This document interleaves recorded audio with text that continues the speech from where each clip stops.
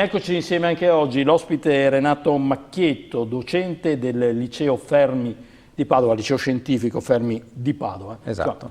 Questa puntata parla di spazio, ma è anche una puntata in cui testimonieremo come gettare il cuore oltre l'ostacolo, perché ben 2 squadre di studenti del liceo Fermi di Padova, insieme ad altre 10 scuole italiane, competeranno nella finale della gara internazionale Zero Robotics, programmando dei mini satelliti robot che si trovano all'interno della Stazione Spaziale Internazionale. Perché gettare il cuore oltre l'ostacolo? A parte che loro, mi pare, è la 7ª volta che andate alle finali mondiali, a questo punto finali planetarie, certo, che parliamo di spazio, ma anche perché, insomma, ci sono dei costi da sostenere per portare i ragazzi all'estero a poter assistere alla fase finale. Insomma. Ha ragione, è un'attività complessa, gettare il cuore oltre l'ostacolo, come diceva lei, è quello che fanno i ragazzi che si impegnano in questa attività che va avanti per le squadre italiane a partire già dal luglio dell'anno precedente, dove ci sono delle preselezioni per poter accedere a questa competizione internazionale organizzata dall'MIT di Boston e dalla NASA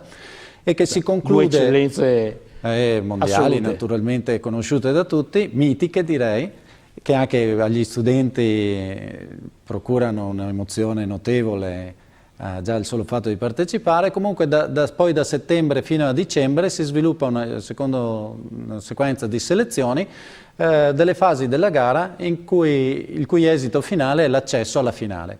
La finale si svolge proprio sulla Stazione Spaziale Internazionale, dove questi mini robot caricheranno i programmi prodotti dai ragazzi. Allora, queste 2 squadre sono arrivate in finale. Al liceo ha una buona tradizione di queste finali, però i ragazzi ogni anno edizioni, insomma. Certo, ma i ragazzi di anno in anno anche cambiano, le squadre si rinnovano, ce ne sono alcuni che partono dalla classe seconda, arrivano fino in quinta sempre partecipando, alcuni entrano di nuovi e altri poi si diplomano e finiscono. Un po' giocando lei il dottor Spock della situazione. Faccio da capo Enterprise. Faccio da mentore, da conduttore, da incoraggiatore, diciamo, come dire, di questi ragazzi, ma che hanno un entusiasmo già in partenza di loro e che sono bravi. E come diceva lei, ci sono tante scuole italiane e noi siamo tra quelle che riescono ad arrivare in finale, ma testimoniano, diciamo, la vitalità dei ragazzi, anche della genialità, se vogliamo, un po' di questi ragazzi, che sono bravi ma soprattutto lavorano molto con serietà. L'aspetto forse cruciale è la serietà del lavoro. Ecco, come colleghiamo però un'attività così, devo dire, affascinante, bellissima, immagino entusiasmi i ragazzi, con il liceo scientifico? Cioè, è stata la mia scuola, qualche era fa, però francamente il percorso scolastico del liceo scientifico mi è ancora difficile collegarlo ad un'applicazione spaziale. Ha ragione, in parte, però la tendenza attuale della scuola italiana, non solo, è quella di affrontare sempre più problemi specifici. In particolare le sfide dello spazio per noi in questa gara riguarda essenzialmente la programmazione, quindi la scrittura di un programma che sia in grado di guidare le azioni di questo mini robot. Tuttavia la gara consiste nel far eseguire a questi robot alcune manovre e queste manovre hanno a che fare con la matematica, con la fisica, con i problemi reali che hanno questi robot, i propulsori che possono funzionare, non funzionare, che funzionano entro certi intervalli di validità e quindi c'è tutta una problematica che è molto simile a quella che effettivamente uno scienziato poi affronta. E di fatto arrivare sulla stazione spaziale a fare questi esperimenti è una cosa che è riservata spesso agli scienziati. Ecco, ma come funziona il concorso? Cioè voi seguite la parte teorica, cioè la programmazione, e poi in realtà l'applicazione pratica la fanno gli scienziati? L'oggetto fisico è stato costruito dagli studenti dottorandi e ricercatori dell'MIT di Boston e hanno costruito questi mini satelliti, sono tipo sferici, delle dimensioni di un pallone da basket. Ce ne sono 3 o 4 nella stazione spaziale, li possiamo vedere in foto adesso dalla Cristoforetti, che nel suo periodo nello spazio, ha fatto anche lei da arbitro alle finali, e questi oggetti qua sono in grado di muoversi in maniera coordinata tra di loro senza intervento umano, cioè solo usando i sensori che hanno loro a bordo e i propulsori a bordo. Quindi l'MIT e la NASA usa questi oggetti per fare studi di dinamica e di volo coordinato tra vari mini satelliti.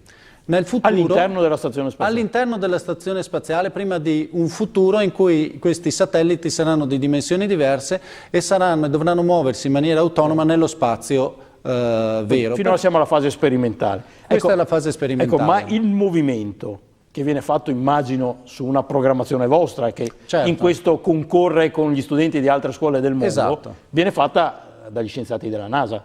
Cioè, non è che ci sono i vostri ragazzi con un joystick che... No, non si comandano, è un vero robot, si carica il programma e poi il programma riconosce, il robot riconosce la propria posizione all'interno di questo spazio e a seconda dei comandi che sono dati, questo si muove ed esegue certe operazioni. Nella gara di quest'anno il robot dovrà andare ad agganciarne un altro, quindi sarà dotato di un gancio e dovrà agganciare un altro robot e trascinarlo in una zona di sicurezza, diciamo. E quindi voi avete realizzato il programma che dovrebbe permettere al robot di fare questo, e evidentemente quello che si comporterà meglio vincerà il Esatto, il gli astronauti faranno da arbitri e seguiranno le varie manovre, giudicando e intervenendo nei casi necessari e valutando la qualità della manovra. Visto che lei è un, tra virgolette, astronauta coi piedi per terra, ma di esperienza, siete 11 scuole italiane. Sì. Se anche le altre hanno, magari come voi, 2 squadre partecipanti, forse siamo anche qualcuno in più, come squadre partecipanti di 11, magari so 12. C'è un'altra scuola che ha 2 squadre. Beh, diciamo una dozzina di partecipanti italiani. Sì. E i competitor quanti saranno? Allora, la fase finale che si svolge sulla stazione spaziale è organizzata in questo modo. Le singole squadre che partecipano da novembre in poi sono obbligate ad organizzarsi in alleanze, in super team, che sono internazionali. Come nella ricerca vera si collabora tra ricercatori di tutto il mondo, all'MIT hanno pensato di strutturare questa gara in modo da obbligare gli studenti italiani, per esempio, ad allearsi con una squadra americana, australiana, russa, romena. Bellissimo. Quindi la finale non è solo la nostra squadra, è l'alleanza in cui la nostra squadra è il team leader che guida questa alleanza, perché era la miglior classificata all'interno di queste 3, ma è in alleanza una squadra con un team americano e uno romeno, l'altra squadra con un altro team americano, però dall'altro lato dell'America, e un'altra squadra invece italiana di Santiago. Quindi... lei ci ha citato 3 stati finora: Italia, Stati Uniti e Romania. Esatto. Quanti saranno in tutti i paesi? Che... dunque, partecipano australiani, russi, tedeschi, belgi, una squadra inglese, una squadra francese, ci sono degli invitati osservatori del Messico, quindi è un ambiente veramente internazionale. Gli studenti sono obbligati a collaborare e sono invitati a collaborare in inglese, e quindi con le difficoltà tipiche dei veri ricercatori che devono comunicare, per esempio, tra tutti gli stati tutte le ore del giorno e della notte. E quanto dura la prova? La prova effettivamente dura, credo, 1 minuto e meno di 2 minuti. Cioè sarà un momento di grande divertimento, immagino, per gli astronauti. Che...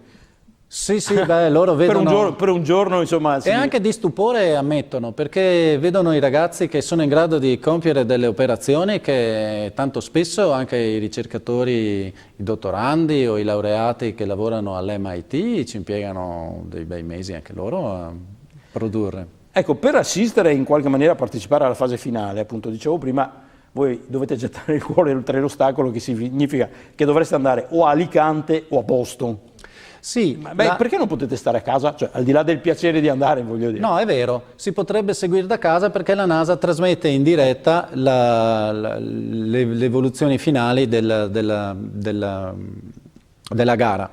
Però in Europa, negli Stati Uniti e a Sydney in Australia organizzano dei momenti di incontro di tutte queste squadre che provengono e sono magari alleate, non si sono mai viste, se non magari su Skype o su qualche chat su internet, Organizzano dei punti di incontro dove preparano degli eventi particolari, incontri con astronauti, visita a delle industrie particolari legate allo spazio. L'anno scorso, nella finale, noi siamo andati a Torino con una squadra, abbiamo visitato l'Alenia Spazio, la Thales Alenia, e quindi sono occasioni in cui vengono forniti degli approfondimenti anche, non è semplicemente la partecipazione, andare a vedere la trasmissione dallo spazio, è avere l'incontro con altri studenti che hanno i tuoi stessi interessi, altri insegnanti che hanno i tuoi stessi interessi e una comunità di persone tutta concentrata intorno a un'impresa che è un'impresa spaziale a tutti gli effetti. Ecco, allora, per concludere, ci stupisca. Cosa c'è di spaziale ad Alicante? Boston posso capirlo, c'è il MIT. Insomma. È il primo anno che andiamo a Alicante, siamo andati Sarà anche una bellissima città, ma non riesco a collegarla con lo spazio. C'è un'università che si dedica, che ha un settore dedicato alla robotica e alla robotica applicata allo spazio. Quindi ci aspettiamo anche noi la sorpresa di vedere cosa ci preparano, che eventi ci preparano quest'anno per accogliere noi e tutte le altre squadre d'Italia e d'Europa, come si diceva. Però abbiamo ancora l'ambizione, se riusciamo, a portare una delle due squadre a Boston, dove lo stesso si genera un grande evento, lì è la sede principale, e dove il posto è mitico, ogni studioso, diciamo, ambisce un giorno a passare per di lì. Ormai voglio dire, la fase, come posso dire, di gara, di competizione, o di organizzazione della competizione è stata fatta. Sì. Adesso ci sarà solo la prova finale, insomma. Esatto. Però adesso c'è tutta la parte organizzativa del viaggio che per una scuola anche quella è sempre laboriosa, quindi diciamo così adesso lavoro un po' di più io mentre prima lavoravano un po' di più i ragazzi.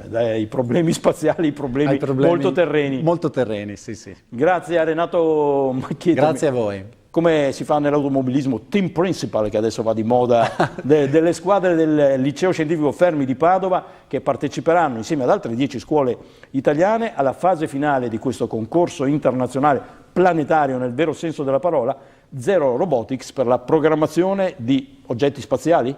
Sì, di satelliti spaziali. Il 28 di gennaio alla finale, fateci il tifo. Come si può dire? Buono spazio, non lo so. Sì, grazie. Buon vento si dice a vela, insomma, buono spazio per voi. Grazie e complimenti comunque. Grazie a voi. Alla prossima. Grazie mille.